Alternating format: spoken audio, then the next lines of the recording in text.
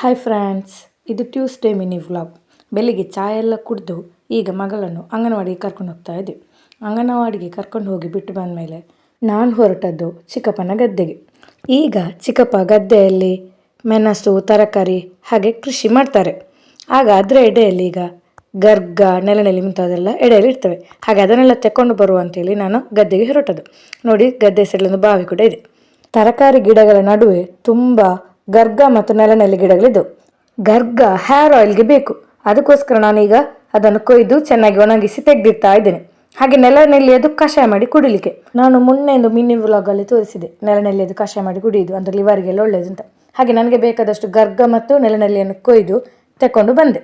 ಹಾಗೆ ದಾರಿಯಲ್ಲಿ ಬರುವಾಗ ಅಲ್ಲಿ ಮನೆ ಹತ್ತಿರದಲ್ಲಿ ಒಂದು ಹಸು ಕರುವಾಗಿತ್ತು. ಹಾಗೆ ಅದನ್ನು ಕೂಡ ನಾವು ನೋಡಿ ಬಂದೆ. ಅಂದರೆ ಮಗುವೀಗ ದನ ಎಲ್ಲ ನೋಡಲಿಕ್ಕೆ ಕಡಿಮೆ ಅಲ್ವಾ, ಹಾಗೆ ಇನ್ನೊಂದು ದನ ಕೂಡ ತೋಟಲ್ಲಿ ಮೇಯ್ತಾ ಇತ್ತು.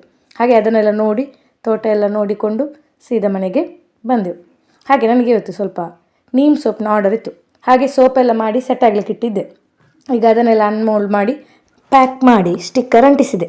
ಇನ್ನು ಈ ಸೋಪನ್ನು ಆರ್ಡರ್ ಮಾಡಿದ ಕಸ್ಟಮರ್ಗಳಿಗೆ ಕೊಡಲಿಕ್ಕೆ ಉಂಟು. ಇನ್ನು ಮುಂದಿನ ವೀಡಿಯೋಗಳಲ್ಲಿ ನಾನು ಹೇಗೆ ಈ ನನ್ನ ಸಣ್ಣ ಬಿಸ್ನೆಸ್ಸನ್ನು ಕಂಟಿನ್ಯೂ ಮಾಡ್ತೇನೆ ಅಂತ ತೋರಿಸ್ತೇನೆ. ಹಾಗಾಗಿ ನನ್ನ ಈ ಇವತ್ತಿನ ವೀಡಿಯೋ ನಿಮಗೆಲ್ಲರಿಗೂ ಇಷ್ಟ ಆಗಿದ್ದರೆ ನಮ್ಮ ಚಾನಲನ್ನು ಲೈಕ್ ಮಾಡಿ, ಶೇರ್ ಮಾಡಿ, ಸಬ್ಸ್ಕ್ರೈಬ್ ಮಾಡಿ. ಮುಂದಿನ ವೀಡಿಯೋದಲ್ಲಿ ಸಿಗ್ತೇನೆ. ಅಲ್ಲಿವರೆಗೂ ಬಾಯ್.